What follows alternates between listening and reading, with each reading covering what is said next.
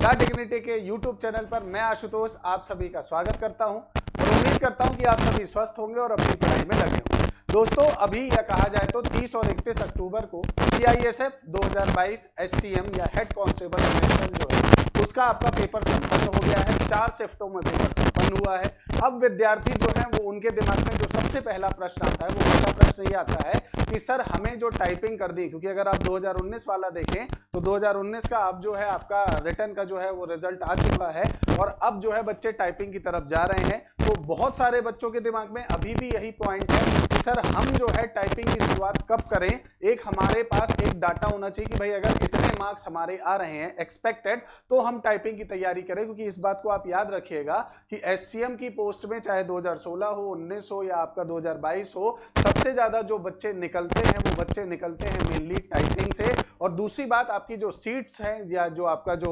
संख्या है वो भी बहुत कम होती है और इसीलिए कंपटीशन लेवल बहुत ज्यादा होता है। तो आज हम इस वीडियो के अंतर्गत जो अभी पेपर संपन्न हुआ है उसकी जो एक्सपेक्टेड कट ऑफ है, पेपर में आपका जो हमारी टीम ने एनालाइज किया है उसे देखते हुए आपका जो है पेपर में आपका कितना आपका वेटेज है, या कहा जाए तो मॉडरेट है, इजी है या आपका जो है बहुत ज्यादा टफ है, और सबसे ज्यादा आपका डिटरमाइन वाला फैक्टर क्या होगा, जीके होगा, हिंदी होगा, मैथ होगा या रीजनिंग, उन सारे विषयों की चर्चा इस छोटी सी वीडियो में करेंगे। उम्मीद करता हूं आप वीडियो अंत तक देखेंगे और चैनल को सब्सक्राइब जरूर करिएगा, क्योंकि आपका छोटा सा समर्थन हमारे लिए बहुत ज्यादा आवश्यक है। दोस्तों अगर हम बात करें CISF SCM 2022 की तो टोटल पोस्टों की संख्या मेल और फीमेल दोनों मिलाकर कितनी है? 536। अगर फॉर्म की बात करें तो लगभग 3,25,000 से प्लस ही फॉर्म आपका जो है वो भरे गए हैं आपका। लेकिन अटेंडेंस की अगर बात की जाए तो लगभग आपकी जो अटेंडेंस है वो 2.5 लाख के आसपास रहेगी। 2.5 लाख के आसपास आपके विद्यार्थी जो हैं पेपर देने पहुंचे। अमूमन आपको पता है ऐसा होता है कि पेपर आपका फॉर्म बहुत सारे विद्यार्थी भर देते हैं लेकिन पेपर देने उतने विद्यार्थी नहीं पहुंचते। तो लगभग 2.5 लाख विद्यार्थी जो है वो पेपर देने पहुंचे। अब आपका जो है 4 शिफ्टों में पेपर हुआ है, 30 और 31 को। पेपर को जो एनालाइज किया गया हमारी टीम के द्वारा उसमें अगर हम देखें तो आपको पता है 4 पोर्शन थे आपका, GK, Hindi, math, reasoning.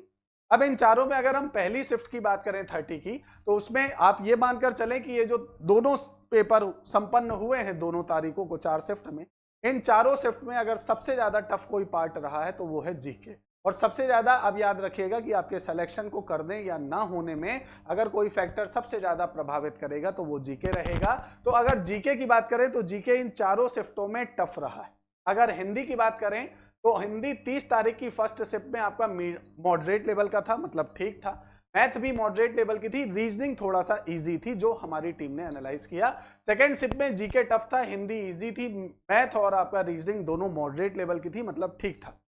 First आपका अगर हम देखें 31 में आपका जो पहली शिफ्ट थी उसमें जीके टफ था, हिंदी, मैथ और रीजनिंग ये तीनों मॉडरेट थी या कहा जाए तो ठीक ठाक था।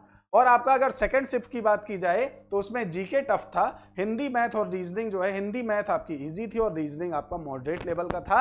और इसका मतलब यह है कि ये 4 शिफ्टों में जब पेपर हुआ है तो सबसे ज्यादा अगर कहीं प्रभाव पड़ेगा तो वो सबसे ज्यादा प्रभाव पड़ेगा आपका जो है आपके इस 31 की फर्स्ट शिफ्ट पर, क्योंकि लगभग सबसे ज्यादा अगर मैं टफ की बात करूं तो सबसे ज्यादा अगर कोई शिफ्ट टफ निकली है तो वो ये पहली बार।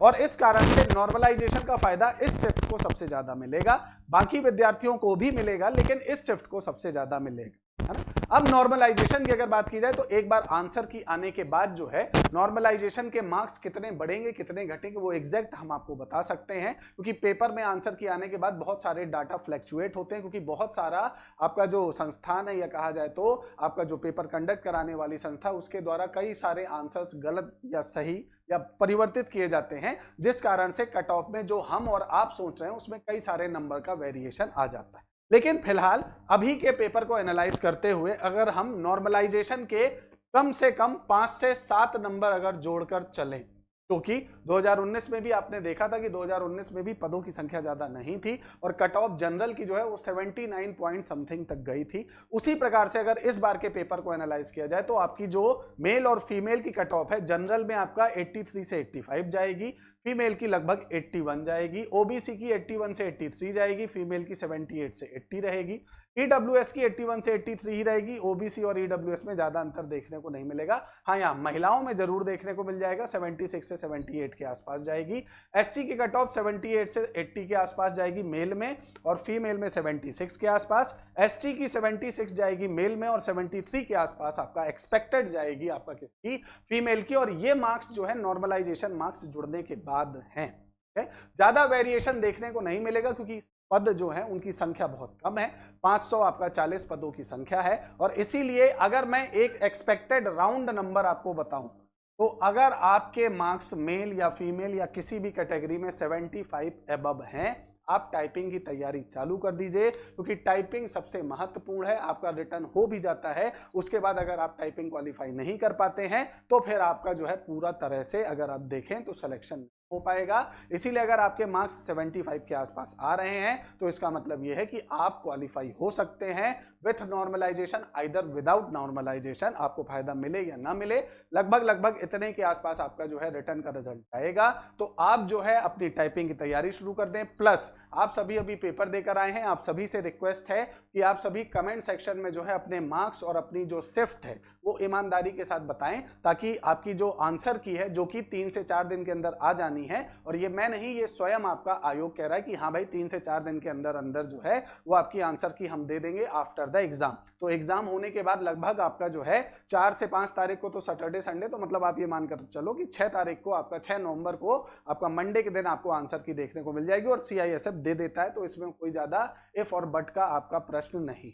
तो आंसर की आने के बाद और अच्छी सटीकता के साथ आपके सामने मार्क्स आ सकेंगे, नॉर्मलाइजेशन को और अच्छे से एनालाइज कर लिया जाएगा। लेकिन उसमें आपको हमारी मदद करनी है। आप अपने जो मार्क्स हैं ईमानदारी के साथ, और आपकी जो शिफ्ट है, कौन सी शिफ्ट आपको ज्यादा हार्ड लग रही है और आपका किस शिफ्ट में पेपर था, ये कमेंट में जरूर बताइएगा। उम्मीद करता हूं ये वीडियो आपको पसंद आया होगा। मिलेंगे अगले वीडियो में। धन्यवाद। जय हिंद।